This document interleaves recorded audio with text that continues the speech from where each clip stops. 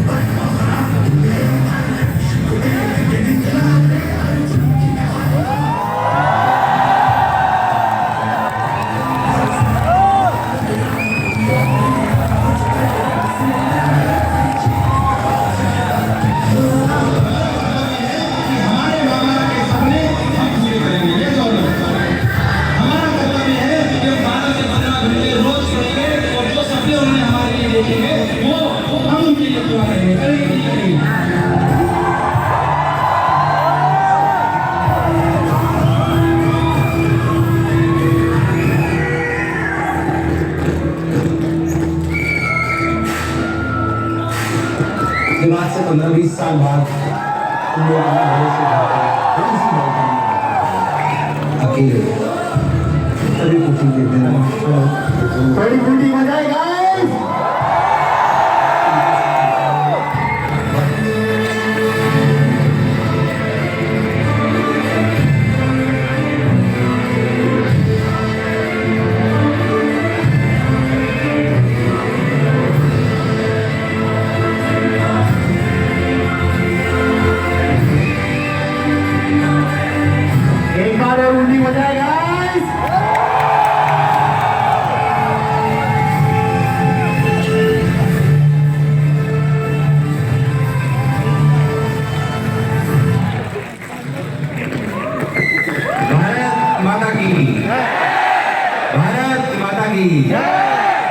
Sir Madan Mohan Malviya जी के इस पावन शिक्षा मंदिर को बहुत नमन, बहुत बहुत प्रणाम। और वैसे तो मैं थोड़ी आवाज़ गड़बड़ हो रही है। Hello hello check 1 2 yes. तो सर्वप्रथम मदन मोहन मालवीय जी के शिक्षा मंदिर को बहुत बहुत प्रणाम, बहुत बहुत साधुवाद। जितने भी यहाँ के शिक्षाविद हैं, प्रोफेसर्स हैं, उनको भी नमन, बहुत बहुत प्रणाम। और BHU वालों हाय। सही बताऊँ तो है ना, आज वैसे तो मैं टीचर हूँ, रोज ही बोलता हूँ, है ना। आराम से बैठ कर सब प्लीज, है ना। मैं तुमसे ज़्यादा नर्वस हूँ, तुम इधर हिलोगे तो मुझे गड़बड़ लगी, क्योंकि अपने कॉलेज में मैं वहीं सबसे पीछे बैठा करता था। मैं 16 साल पहले I am pass out in 2007 ceramics. तो सिरामिक्स के अगर कोई बच्चे हैं क्या सिरामिक्स के? ये बहुत सारे होंगे, इनके बाद ज़्यादा पढ़ने को होता नहीं। कह रही है सो आधा घंटा सुनेंगे क्या मेरे को? अरे यस और नो? तो बेसिकली कोई फिजिक्स का लेक्चर नहीं होने वाला है, और डोंट वरी, कोई भी ऐसी चीज़ नहीं कहने वाला हूँ जो आपको बुरी लगी। बट हाँ, क्योंकि आप ही की सीट से निकल के यहाँ तक पहुँचा हूँ, मैं ये बोल सकता हूँ आपको कि जब मैं कॉलेज आया था 2003 में, तो मैं मध्यवर्गीय परिवार से आता हूँ, तो मेरी क्या स्थिति थी मैं आपको बताता हूँ। हमारे टाइम पे रैगिंग होती थी, अभी भी होती है क्या? नहीं होती थी, तुमने एक अच्छी चीज मिस करी है। तो हमारे टाइम पे रैगिंग हुआ करती थी, और रैगिंग में सब कुछ होता था। एक भी चीज ऐसी नहीं हुई रैगिंग में जो बताने लायक हो इस मन से, बट होती थी। खैर, तो उसमें जो एक बेसिक बात ये थी कि मेरे जो बाप थे, बाप आप सब लोग समझते हो कि सबके अपने बाप दादा परदादा सब होंगे, है ना? तो क्या उस बात में मैं ज़्यादा नहीं जाना चाहता। सबसे पहली बात तो मैं तब ऑफेंडेड फील करा कि भाई मेरे से रैगिंग में पूछा गया तुम्हारी कितनी माँ है। अच्छा, हमारे टाइम में ऐसा होता था कि जो आपका बाप होता था एग्जैक्ट सीनियर रोल नंबर वाला, उसको जितनी लड़कियों को पसंद करता था,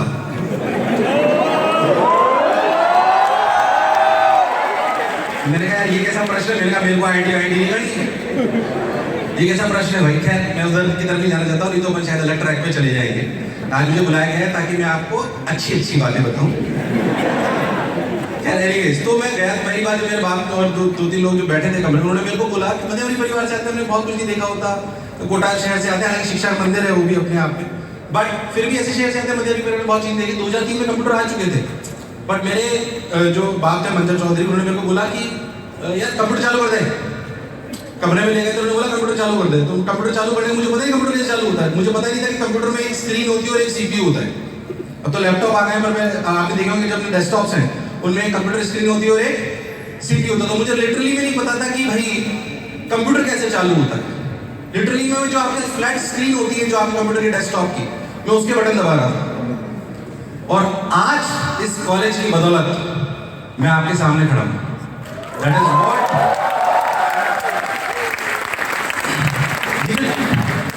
ये जो 4 साल है ना, ये जो 4 साल, मतलब I really must congratulate to the entire committee जिन्होंने मुझे यहाँ पे बुलाया। मेरे को एक बार पहले भी अपॉर्चुनिटी मिली थी, बट मैंने शायद से मिस कर दी। एक बार फर्स्ट ईयर में जब फर्स्ट ईयर ओरिएंटेशन होता था तो मुझे बुलाया गया था, मैं आ नहीं पाया बिकॉज ऑफ एनी रीजन, पर आज ये बुलाया गया और इसके लिए बहुत बहुत धन्यवाद, बहुत बहुत साधुवाद मैं चाहता हूँ। एक बार जो भी ऑर्गेनाइजिंग कमेटी है उसके लिए जोरदार तालियां बजा दीजिए। क्योंकि मैं बता दूं मेरे ताले की बुझवार है, मैंने क्योंकि मैं अध्यापक बन गया था तो मैंने कभी भी किसी भी कमेटी में काम नहीं करा। क्यों नहीं करा? अभी आपको मेरी यात्रा में समझ में आ जाएगा। और मैं पता है किन में से था जो कभी निकालता था यहाँ पे कारपेट लगा होना चाहिए था, यहाँ पे ये होना चाहिए था। पर आज जब मैं बहुत बड़ी ऑर्गेनाइजेशन चला रहा हूँ तो मुझे अंदाजा है कि काम करना इतना आसान नहीं है। तो एक बार फिर से उनके लिए जोरदार तालियां बजा दीजिए। तो जो मैं आपको कह रहा था कि मैं चलो शुरुआत करता हूँ मैं अपनी यात्रा से, हालांकि मैं कुछ और सोच के आया था, बट हाँ मैं अपनी यात्रा से आपको चालू करता हूँ कि जब यहाँ पे आया 2003 में तो मेरे टीचर ने, मतलब जो मेरा बाप था, उन्होंने मेरे को बोला कि यार ये चालू कर, मुझे नहीं आता था। फिर मैं यहाँ पे चालू हुआ। एक अच्छी बात मैं आपसे बात बोलना चाहता हूँ कि हम आईटी में बन जाते हैं तो कभी गलतफहमी पाल लेते हैं, तो एक अलग एस्पेक्ट है, बट उस पर भी मैं बात करूंगा। बट मेरा कहना है कि कुछ बातें हमारे माँ बाप ने भी सिखा के भेजी होती है, यस और नो, है ना? वो हो सकता है कि उनकी ग्रेजुएशन इतनी स्ट्रॉन्ग ना हो या वो इतने बड़े एजुकेशन में ना रहे हो, बट उनकी बहुत सारी चीजें हमें सीख रखी है। हमारी माता जी ने बहुत अच्छी बात बोली थी जो आप लोग जानते हैं, मैं बार बार रिपीट करता हूँ, फिर मैं ये बोलता हूँ। हमारी माता जी ने हमें बचपन से कहानी सुनाई थी भाई एक ही गड्ढा खोदना चाहिए, 5 जगह गड्ढा खोदने से पानी नहीं निकलता। उसको मैं रिपीट नहीं कर रहा हूँ, पानी को आप सब लोग जानते हैं। बट द पॉइंट इज उसको मेरा ये फायदा हुआ कि मैंने फर्स्ट ईयर में डिसाइड कर लिया था कि मुझे टीचर बनना है। That is the best thing which I have done to myself. What in next 5 minutes क्या मैं आपको बताना चाहता हूँ कि मैंने अपने कॉलेज में क्या अच्छे काम करे, कुछ गलतियां भी करी, वो मैं यार मन से नहीं बताऊंगा, अकेले में मिलना क्योंकि बताने लायक है नहीं, बट अकेले में मिलोगे तो मैं बता दूंगा वो गलतियां भी। बट अच्छा क्या करा वो सुनना चाहिए, क्योंकि जो मैंने अच्छा करा वो आपको भी रिपीट करना चाहिए। तो मैं आपसे कहना चाहता हूँ कि फर्स्ट ईयर में मैंने डिसाइड कर लिया कि मुझे टीचर बनना है। तो टीचर बनने का डिसाइड कर लिया तो पापा ने बोला यार मैंने तो सोचा था मेरा लड़का यूएस जाएगा, गूगल में जाएगा, माइक्रोसॉफ्ट में जाएगा और टीचर बन रहा है। अच्छा अभी तो फिर भी टीचर्स की वैल्यू थोड़ी ज्यादा बढ़ गई है, उस समय इतनी ज्यादा वैल्यू नहीं थी। तुम टीचर बनोगे यार क्या करोगे? पर पापा ने बोला कोई बात नहीं, तुम्हारी इच्छा है तुम बनिए, पर एक बात याद रखना कि जब तुम कॉलेज से पास आउट हो तो ये याद रखना कि तुम्हारे को कोई ये ना बोले कि तुम टीचर इसलिए बने क्योंकि तुम्हारी जॉब नहीं लगी थी, या तुम टीचर इसलिए बने क्योंकि तुम तुम्हारे कॉलेज में फेल हो गए। मैंने मेरे पापा को वादा करा कि दोनों चीजें मैं आपको करके बताऊंगा। टीचर इसलिए बनूंगा क्योंकि मैं बनना चाहता हूं। मैं बताता हूं आपको आईआईटी सबसे बेस्ट चीज क्या देती है, सबसे बेस्ट चीज ये एक ऐसी डिग्री है जो आपको उस वाली जगह पे परफॉर्म करने का मौका देगी जहां पे आप करना चाहते हो सकता है नॉर्मल बीएससी एमएससी जो ग्रेजुएट हो, जो नॉर्मल इंजीनियरिंग कॉलेज से ग्रेजुएट हो, उसको मौका ना मिले जो वो जीवन में करना चाहता है। मैं शायद अगर सॉफ्टवेयर डेवलपर में चला जाता या डेवलपमेंट साइड में चला जाता तो शायद मैं उतना अच्छा नहीं करता जो मैं टीचर बनके कर रहा हूं। मैं कहता हूं इस कॉलेज को बेस बनाइए कि हम जीवन में वो करेंगे जो हमारा पैशन है। यस और नो? यस और नो? मैं अपने आप को सौभाग्यशाली मानता हूं और मैं हर कि मुझे हर जीवन में शिक्षक ही बनाए। मुझे इतना पसंद है एजुकेशन सेक्टर कि मुझे हर जीवन में वो शिक्षक ही बनाए। मैं अपने आप को सौभाग्यशाली मानता हूं कि देश में, दुनिया में अगर 100 लोग काम कर रहे ना, तो शायद 5 या 7 लोग ही ऐसे होते होंगे जो कहते होंगे कि मैं अपने काम से सेटिस्फाइड हूं या मैं अपने काम से खुश हूं। मैं उनमें से एक हूं। मैं चाहता हूं सभागार में बैठा हुआ हर एक व्यक्ति जब 15 साल बाद वापस यहां लौट के आए मेरी तरह, तो वो कहे कि मैं वो कर रहा हूं जो मैं करना चाहता था। खैर, मैं अपनी यात्रा से आपको बताना चाहता हूँ कि मैंने एक सबसे बेस्ट काम ये करा कि मैंने सोच लिया कि फर्स्ट ईयर पढ़ाऊंगा। मेरा शेड्यूल बहुत टाइट था, मैंने उसमें कुछ खोया भी सही, वो मैं आपको बताना चाहता हूँ। थोड़ी बातें मेरी कड़वी भी लग सकती है। मैं सिर्फ यहाँ पे मोटिवेशन या फन की वीडियोस आपने देखे होंगे, फिजिक्स भी बहुत सारे बच्चों ने यहाँ पे देखी होगी जब वो पढ़ रहे होंगे, हो सकता है देखिए कि कुछ लोगों ने, तो वो एक अलग बात है। पर आज हम काम की बात करने वाले हैं। आज हम बात करेंगे एजुकेशन पे, आज हम बात करेंगे थोड़ी बहुत लीडरशिप पे। मैंने क्या कमियां छोड़ी, क्योंकि मैं मध्यवर्गीय परिवार, ऐसे सर्विस क्लास फैमिली से आता हूँ, तो जब मैंने ऑर्गेनाइजेशन स्ट्रक्चर चालू करा तो मैंने बहुत सारी तरह की तकलीफें देखी। मैं चाहता हूँ वो तकलीफें आप ना देखें, और जो मैंने गलती करी वो आप रिपीट। हम बच्चों को भी बोलते हैं कि ठोकर खाकर सीखना चाहिए, पर ऐसी ठोकर जो आपके साथ वाले ने खाई हो, आपके टीचर ने खाई हो, उसको दोबारा रिपीट करने का कोई मतलब नहीं है। मैं आपका बेसिकली एक सीनियर ही हूं जो आपके कॉलेज से पास आउट होकर गया हूं। मेरी वाली गलती आपको रिपीट नहीं करनी, मेरी वाली गलती आपको रिपीट नहीं करनी। खैर, मैं अपने बारे में बता रहा हूं। मेरा शेड्यूल बहुत टाइट था। मैंने सोचा कि मुझे पढ़ाना है, तो यहाँ से आप जानते हैं मुगल सराय दूर, तो जब मेरे को पहली बार पढ़ाने का मौका मिला तो 2 बच्चे मिले, उसमें भी एक जे का बच्चा था, एक नीट का बच्चा था, तो मैंने 2 बैच बना दी। यहाँ से मैं लिम्डी मेरा फर्स्ट हॉस्टल था, उसके बाद विश्वेश्वरैया में भी रहा। तो लिम्डी हॉस्टल से मैं ऑटो में बैठ के लंका जाया करता था, लंका से फिर ऑटो में बैठ के कैंट जाया करता था, कैंट से एक जीप मिलती थी, उस जीप में बैठ के फिर मुगल सराय जाता था, फिर 1.5 किलोमीटर जाता था पैदल उन 2 बच्चों को पढ़ाने के लिए। मेरी तनख्वाह थी 3000 रुपए। कितनी? 3000 रुपए तनख्वाह थी, और मेरा पेट्रोल और ये सारा खर्चा महीने का हो जाता था 4-4.5 हजार। बट द पॉइंट इज कि मुझे उस समय सिर्फ पढ़ाने की ललक थी, और कुछ भी चीज मुझे दिखाई नहीं देती। उसके बाद थोड़ा समय बदला, मेरे को थोड़ा रेस्पॉन्स मिलने लगा, मैंने एक कोचिंग्स में और पढ़ाया, जिसका मतलब नहीं कॉलेज छोड़ दिया। उसके बाद मैंने 3rd ईयर में खुद की कोचिंग खोली कोटा पॉइंट के नाम से, लंका पे, जिसपे अच्छे खासे बच्चे आया करते थे। लंका पे मैंने कोचिंग खोली, तो सुबह 5 बजे मैं उठ जाया करता था, 6 बजे कोचिंग जाता था, 6 से 8 क्लास लेता था, 8 से 4 कॉलेज अटेंड करता था, 4 बजे वापस अपनी कोचिंग चले जाता, 4:30 बजे फिर क्लास लेता था, रात को 9 बजे तक। 9 बजे वापस आके खाना खा के फिर वापस पढ़ने बैठ जाता था, क्योंकि शुरुआती दौर में आपको अध्यापक के रूप में बहुत पढ़ना भी पड़ता है। आप मैं समझिए कि मैं आपको मोटिवेट कर रहा हूँ कि आपको अध्यापक बनना है, नहीं, आपको वो बनना है जो आप बनना चाहते हो। मैं अपनी प्रक्रिया इसलिए बता रहा हूँ ताकि आप समझ पाओगे, आपको संघर्ष करना पड़ेगा। अच्छा, खास बात ये थी कि पूरी प्रक्रिया में ये रूटीन मैंने पूरे 4 साल निभाया। मैंने क्या खोया मैं आपको बताता हूँ। शायद हो सकता है कि आपको खोना पड़े कुछ पाने के लिए। मैं पूरी 3 साल छुट्टियां जो गर्मियों की होती है अपने घर नहीं गया, सिर्फ 3 या 4 दिन। And thanks to BHU, thanks to professors, एक एप्लीकेशन लगती थी कि सर मैं यहाँ पे काम करना चाहता हूँ। तो आप लोग शायद पता नहीं, पहले तो होता था कि हॉस्टल्स में सारा सामान एक कॉमन रूम में रख के दूसरा हॉस्टल मिलता था। BDS से होता है क्या? तो बहुत मुश्किल से जो अपनी छुट्टियों में रहने की रिक्वेस्ट मिला करती थी, पर वो मिल जाती थी। मतलब BHU ने मुझे दिया, नहीं तो शायद मुझे बाहर रहना पड़ता, शायद मैं अफोर्ड नहीं कर पाता। तो छुट्टियों में आ रहा, जब टूर गया तो टूर पे मैं सिर्फ 2 दिन पे टूर करके वापस आ गया। मेरी बहुत सारे कॉलेज की ट्रिप्स, नेपाल गई, गोवा गई। मैं पहली बार गोवा अपनी दीदी के साथ ही गया, उसके पहले नहीं गया। तो द पॉइंट इज कि कुछ पाने के लिए कुछ खोना पड़ता है। हो सकता है ये कॉम्प्रोमाइज आपको थोड़े थोड़े अभी करने पड़े। The best thing which I have done to my self. अच्छा, एक बात और है, इसमें मुझे ना बहुत अच्छे दोस्त साथी मिले। मैं तो मानोगे नहीं, मतलब ये जो दोस्त यहाँ पे मिलेंगे ना, निश्चल प्रेम करने वाले, वो दोबारा मिलने वाले दोबारा नहीं मिलेंगे, क्योंकि निस्वार्थ भाव से आपके दोस्त हैं। 3-4 मेरे अच्छे दोस्त हैं। आप सोचो कि मतलब मैं पढ़ा रहा हूँ, मेरे 2 दोस्त थे, जीतू और चंदन, उनका नाम लेना जरूरी है। 2 अच्छे दोस्त ज्यादा बना भी नहीं पाए क्योंकि मैं बहुत बिजी रहा करता था, पढ़ाता था पूरे टाइम नॉन स्टॉप, मेहनत ही करता रहता था। पर आप सोचो कि मेरी बाइक पापा ने भेजी थी कोटा से, और वो कोटा से जब बाइक भेजी तो मेरे पास समय नहीं था क्योंकि मैं क्लास नहीं जाता। वो दोनों बाइक लेने गए रेलवे स्टेशन पे गए, तो वो जो कंपार्टमेंट होता है जिसमें बाइक रखी हुई थी, वो इतना पैक था कि वो गाड़ी उतर ही नहीं सकती थी। वो दोनों गाड़ी के साथ ही उस गाड़ी के साथ ही पटना चले गए। पटना उन्होंने गाड़ी उतारी, फिर अगले दिन ट्रेन पकड़ के मेरी गाड़ी लेके वापस ले गए। मैं चाहता हूँ ऐसे दोस्तों के लिए एक बार जोरदार तालियां बजाएं।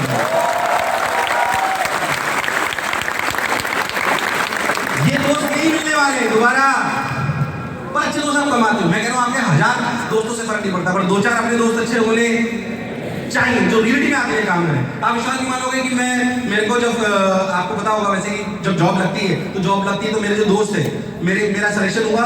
वैसे मेरी 3 जॉब लगी थी, मैंने pass out from the college, उसमें से एक थी IBM में। तो IBM में नौकरी लगी, तो मेरे को आपको पता है टेस्ट होता, रिटर्न होता है, 4th ईयर वालों का हुआ होगा। है ना, तो रिटर्न होता है। तो मेरे को तो कंप्यूटर का कुछ आता ही नहीं था, पर कंप्यूटर की मेजर मास रिक्रूटर कंपनी आया करती थी।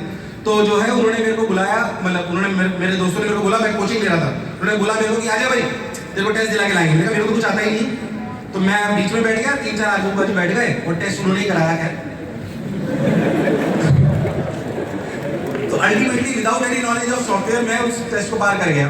फिर मैं IBM की, जिसमें आज मेरे को रहने का मौका मिला, सौभाग्य की बात है, मतलब मैं जीवन में पहली बार ये जो आपका गेस्ट हाउस में रुकने का मेरे को मौका मिला, क्योंकि जब स्टूडेंट होते तो आपको घुसने भी नहीं देता है, या तो आप किसी कमेटी के मेंबर हो तो आपको घुसने देते हैं, है ना।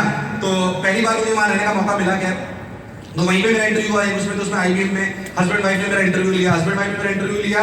तो उन्होंने बोला वाह नितिन आपके तो सॉफ्टवेयर में बहुत बढ़िया नंबर आए। तो मैं मुस्कुराया, तो वो भी मेरी तरह से समझ के इसको कुछ आता नहीं। तो उन्होंने बोला नितिन तुम्हें सही में क्या आता है, तो मैंने बोला कि फिजिक्स आती है मेरे को। तो उन्होंने ऐसे 2-3 सवाल फिजिक्स के पूछे और फिजिक्स के पूछ के उन्होंने मेरा सिलेक्शन कर दिया। I got selected in IBM, Covansys, FIITJEE, बहुत सारी 4-5 जॉब मेरी लगी। अल्टीमेटली मुझे बनना टीचर ही था।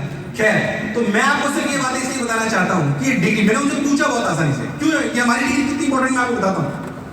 मैं आपको कहता हूँ इस पर से गलत फहमी मत पालना, ये भी बात मैं आपको बताऊंगा कि रियलिटी में जब मैंने उनसे पूछा कि सर मेरे को कुछ आता ही नहीं है, सॉफ्टवेयर का मतलब क्यों ले लिया, कि हम जब IIT से 70 लोगों को उठाते हैं, कितनों को, या 100 लोगों को जब हम उठाते हैं तो उसमें से 70 अच्छे परफॉर्म करते हैं। ये IIT की डिग्री की ताकत है। पर अभी भी 30 ऐसे होते हैं जो अच्छा परफॉर्म नहीं करते। जब हम किसी नॉर्मल इंजीनियरिंग कॉलेज से बच्चों को उठाते हैं, तो उन्होंने बोला नॉर्मल इंजीनियरिंग कॉलेज से हम किसी बच्चे को उठाते हैं तो 100 में से 70 या 80 बेकार परफॉर्म करते हैं और 20 अच्छा परफॉर्म करते हैं। मैं सिर्फ आपसे कहना चाहता हूं कि दूसरे नॉर्मल इंजीनियरिंग कॉलेज से आए हुए भी बच्चे ऐसे होंगे जो आपसे अच्छा परफॉर्म कर सकते हैं। मैं सिर्फ आपसे ये कहना चाहता हूं कि जो फोकस वाली आदत है ना, again what is take away from my journey in BHU is that कि आपको, मैंने जो बेस्ट डिसीजन लिए वो ये थे कि मैंने अर्ली चूज कर लिया था कि मुझे क्या बनना है, और सेकंड बात हार्ड वर्क करा। क्या हम ये दोनों काम कर सकते हैं? यस और नो? यस और नो? आज के सेशन जो मैं आपसे लेने वाला हूं, आप और हम रोज नहीं मिल सकते। मैं कह रहा हूं कुछ टेक अवे लेके जाएं। मैं आपको कोई ऐसी बात नहीं बोलूंगा, मेरे अवगुणों को देखने की बजाय मैंने जो अच्छा करा है वो आपके पास भी होना चाहिए, वो आपके पास भी होना चाहिए। इसलिए मैं आपको कह रहा हूं first take away from my journey in BHU is that कि आपको फोकस होकर हार्ड वर्क करना है। क्या होके करना है?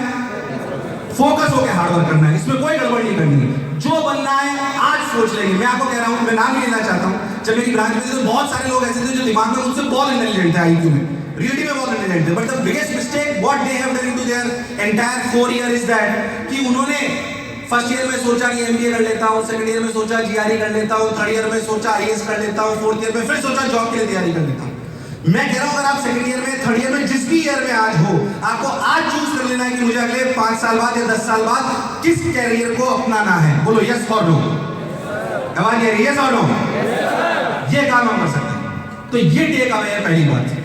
दूसरी बात, मैं आपसे ये अनुरोध करना चाहता हूं, क्योंकि वो बात करना जरूरी है। हो सकता है कि आप उस क्षेत्र में जाए कि नहीं जाए कोई जरूरी नहीं है, बट क्योंकि मैं शिक्षा के क्षेत्र से आता हूं और शिक्षा के क्षेत्र में मैंने निरंतर काम करा है, तो मेरे लिए इंपॉर्टेंट है कि शिक्षा की नगरी में बैठा हूं और शिक्षा की नगरी में ही काम कर रहा हूं, और मेरे को जो भी दिया है तो शिक्षा को मैं प्रणाम करता हूं। क्योंकि हमें कभी भी ऐसा नहीं होना चाहिए कि जिससे हमें सब कुछ मिला है उस पर हम कृतज्ञता ना दिखाएं, या हम उसका अनुसरण ना करें, या हम उसे भूल जाएं। शिक्षा ने मुझे सब कुछ दिया है। शिक्षा का पर मापदंड अगर मैं आपको रियलिटी में बताऊं, थोड़ी सी बात शिक्षा में इसलिए करना चाहता हूं, it is very very important, क्योंकि आप सब उनमें से होंगे जो कहीं ना कहीं शायद आने वाले 10 साल बाद शिक्षा को इन्फ्लुएंस कर रहे होंगे। चाहे